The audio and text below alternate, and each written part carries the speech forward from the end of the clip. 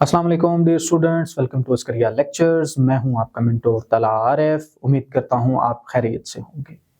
Dear students, previous lecture में हम लोगों ने चैप्टर नंबर 2 वेक्टर्स का क्वेश्चन आंसर्स किए थे एक्सरसाइज के, और आज हम जो है उसी एक्सरसाइज के न्यूमेरिकल प्रॉब्लम्स को सॉल्व करेंगे। तो चलते हैं अपने टॉपिक की तरफ। तो जो पहला न्यूमेरिकल है आपके पास कि the magnitude of cross product between two vectors is under root 3 times the dot product, find the angle between them। सबसे पहले बच्चे स्टेटमेंट को समझेंगे। स्टेटमेंट में आपसे क्या कह रहा है कि magnitude of cross product between two vectors, यानी दो वेक्टर्स का जो क्रॉस प्रोडक्ट है वो कितना है जी? वो अंडर रूट 3 टाइम्स है किसके? Dot product of two vectors. Obvious सी बात है कि जब आप प्रोडक्ट लेते हैं तो आपके पास कोई भी दो वेक्टर्स का होना जरूरी है। तो ये कहता है कि ये जो आपका मैग्नीट्यूड ऑफ क्रॉस प्रोडक्ट है ये अंडर रूट 3 टाइम्स है dot product of two vectors के। तो आप इनके दरमियान एंगल थीटा को फाइंड आउट कीजिए। तो चलते हैं अपने सॉल्यूशन की तरफ। तो हमने कंसिडर किया कि let the two vectors are A and B. कोई भी दो वेक्टर्स हैं जिनको बच्चे हम लोगों ने नाम दिया है vector A and vector B. तो कहता क्या है, जैसे कि उसने स्टेटमेंट में गिवन है कि magnitude of cross product of vectors क्या है बच्चे? A cross B is equal to 3 times of dot product. अब बच्चे ये आपको पता है कि जो क्रॉस प्रोडक्ट है उसको हम लोग कुछ यूं लिखते हैं, ए क्रॉस बी, ठीक है। और जो डॉट प्रोडक्ट है उसको हम लोग लिखते हैं ए डॉट बी। तो उसी तरह हम लोगों ने लिखा कि मैग्नीट्यूड, अब ये जो आपके साथ मॉड शेयर शो हो रहे हैं बच्चे, ये आपको मैग्नीट्यूड को जो है वो रिप्रेजेंट करने के लिए हम इस्तेमाल करते हैं। तो magnitude of two vectors is equal to under root 3 times of this dot product equal to magnitude of that dot product. अच्छा, अब बच्चे आपको पता है कि जो ए क्रॉस बी है उसको हम लिख सकते हैं A B sine of theta. जैसा कि हम लोगों ने बहुत अच्छे से अपना लेक्चर क्लियर किया, उसमें हम लोगों ने बताया कि ए क्रॉस बी को आप लिख सकते हैं A B sine of theta. Similarly A dot B जो है वो A B cos of theta के बराबर होता है। एक दफा रिपीट करता चलूं कि ए और बी जो हैं ये आपके पास कोई भी दो वेक्टर्स हैं, और ये वाले जो ए एंड बी है जो इसका प्रोडक्ट आपको शो हो रहा है ये बच्चे उसका मैग्नीट्यूड है। And theta is equal to the angle between two vectors. तो अब हम लोगों ने लिखा कि A cross B is equal to A B sine of theta and A dot B is equal to A B cos of theta. तो जहां पे हमारे पास mod of A cross B था उसकी जगह पे हमने क्रॉस प्रोडक्ट का सॉल्यूशन लिख दिया, और जहां पे हमारे पास मॉड ऑफ डॉट प्रोडक्ट था वहां पे हम लोगों ने डॉट प्रोडक्ट का सॉल्यूशन लिख दिया। याद रहे कि उसके साथ जो अंडर रूट 3 था वो एज इट इज हम लोग लिखेंगे। अब बच्चे यहाँ पे ऑब्वियस सी बात है कि मैग्नीट्यूड है, दोनों वैल्यू सेम है तो वो एक दूसरे से कैंसिल हो जाएंगी। एक साइड पे बचेगा साइन थीटा और दूसरी साइड पे बचेगा कॉस थीटा। तो साइन थीटा को हमने इसी जगह पे रखा और यहाँ वाला जो कॉस थीटा है वो इस साइन थीटा के नीचे लाके डिवाइड कर दिया, और अंडर रूट ऑफ 3 जो है वो एज इट इज नीचे आ गया। बच्चे sine theta divided by cos theta आपके पास टेन थीटा के बराबर होता है under root 3 as it is वापस, और थीटा जो है वो इस साइड पे है, और जैसे ही टेन दूसरी साइड पे जाएगा तो टेन इनवर्स हो जाएगा।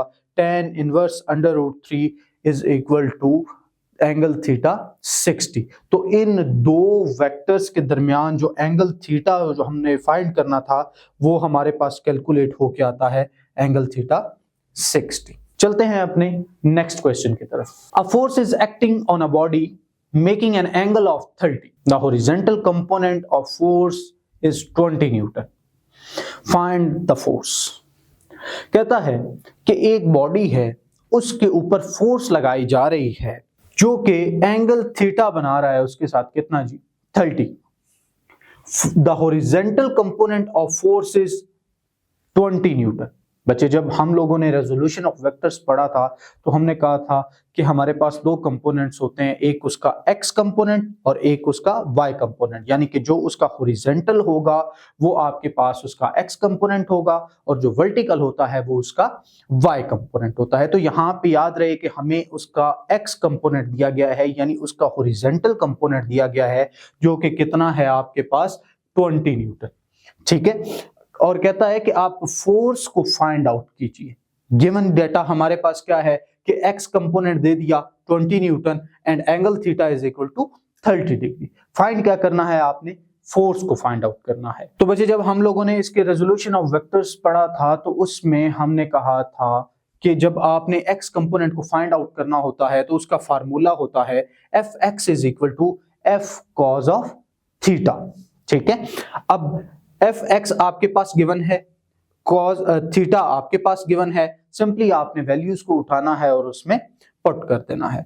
fx की जगह पे आपने वैल्यू लगाई 20 न्यूटन और cos थीटा की जगह पे आप लोगों ने लगाया 30 Newton.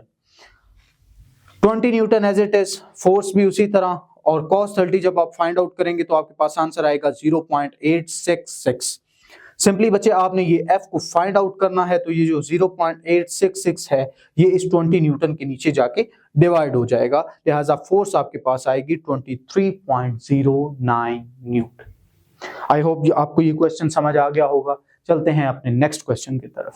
The magnitude of dot and cross product of two vectors are 6 into √3 and 6 respectively. Find the angles between the vectors. जैसा कि बच्चे आपके पास पहले क्वेश्चन में क्रॉस प्रोडक्ट गिवन था किसका, दो वेक्टर्स का, जो कि बराबर था डॉट प्रोडक्ट के √3 टाइम्स। इसी तरह अब आपके पास magnitude of dot and cross product दे दिया गया है, यानी डॉट प्रोडक्ट का भी मैग्नीट्यूड है आपके पास और क्रॉस प्रोडक्ट का भी मैग्नीट्यूड आपके पास गिवन है। कहता है सिंपली आपने क्या करना है कि इसमें आपने उसका एंगल थीटा फाइंड आउट करना है, यानी मैग्नीट्यूड हमने आपको गिवन है, इसमें गिवन है, और आपने सिर्फ और सिर्फ उसका थीटा फाइंड आउट करना है कि कितना है। तो यहां पे हम लोग लिखते हैं बच्चे let the a and b are two vectors. दो वेक्टर्स हैं हमारे पास a एंड b, जाहिर सी बात है प्रोडक्ट ले रहे हैं तो कोई भी उसके लिए दो वेक्टर्स का होना जरूरी है, इसलिए हमारे पास let a and b are the two vectors, so the magnitude of dot product. अब बच्चे ये हमारे पास क्वेश्चन में स्टेटमेंट में गिवन है कि डॉट प्रोडक्ट का जो मैग्नीट्यूड है वो कितना है 6 into √3। अब यहां पे ये हम लोगों ने इसको रिप्रेजेंट करने के लिए लिखा कि mod of a dot b। याद रहे कि ये जो मॉड शो कर रहा है this is equal to magnitude, this shows basically the magnitude of that dot product, और magnitude of cross product is equal to a cross b is equal to 6।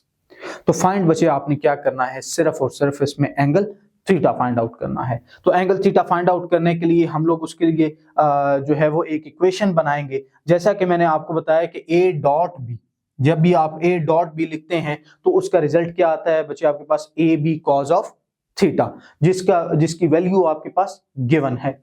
अब a क्रॉस b जो आप इस तरह लिखेंगे तो उसका रिजल्ट आता है a b sin of theta, तो इसका मैग्नीट्यूड भी आपके पास गिवन है। इसको इक्वेशन नंबर 1 का नाम दिया और इसको इक्वेशन नंबर 2 का नाम दिया। अब बच्चे आप इक्वेशन नंबर 2 को इक्वेशन नंबर 1 के साथ डिवाइड कर दें, तो जैसे ही आप डिवाइड करते हैं तो ए बी जैसे कि क्वेश्चन नंबर 1 में आपके पास सेम मैग्नीट्यूड्स थे, यानी कि एक जैसी ही रकम थी, तो वो एक दूसरे को कैंसिल करती है और आपके पास sine theta divided by cos theta आता है। Similarly 6 divided by 6 √3। अब बचे sine theta divided by cos theta, आपके पास क्या आंसर आता है tan थीटा। यहाँ पे ये 6 से कैंसिल हो जाता है और आंसर आता है 1/√3। थीटा है tan इक्वेशन की दूसरी साइड पे जाएगा तो tan इनवर्स हो जाएगा इनटू 1/√3, तो theta is equal to 30 degree. I hope बच्चे आपको ये क्वेश्चन समझ आया होगा। चलते हैं अपने नए क्वेश्चन की तरफ।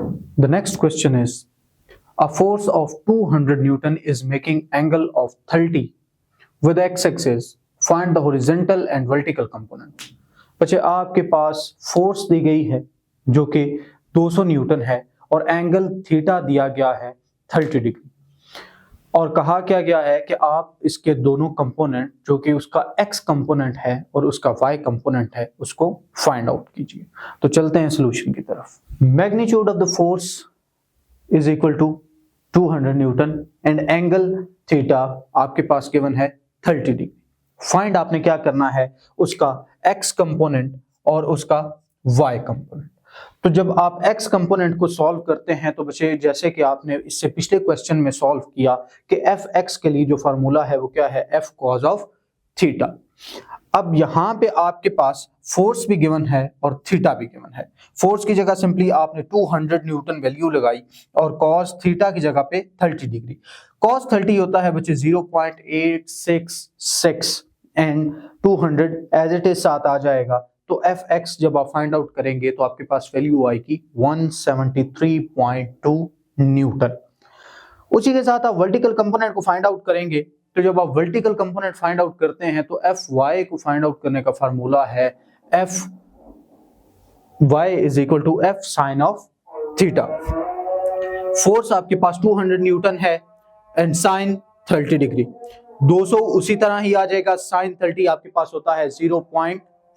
तो जब आप मल्टीप्लाई करते हैं fy आपके पास आएगा 100 न्यूटन। तो इसी तरह आपके पास दो कंपोनेंट्स आ जाएंगे जो कि आपने फाइंड आउट करने थे, एक x कंपोनेंट और एक y कंपोनेंट। x कंपोनेंट आपके पास आएगा 173.2 न्यूटन एंड y कंपोनेंट आपके पास आएगा 100 न्यूटन। तो बच्चे ये थे आपके चैप्टर नंबर 2 के न्यूमेरिकल्स। इसी के साथ हमारा चैप्टर नंबर 2 खत्म होता है और इंशाल्लाह ताला नेक्स्ट लेक्चर में हम लोग चैप्टर नंबर 3 का आगाज करेंगे। मिलते हैं इंशाल्लाह ताला नेक्स्ट वीडियो में। अल्लाह हाफिज।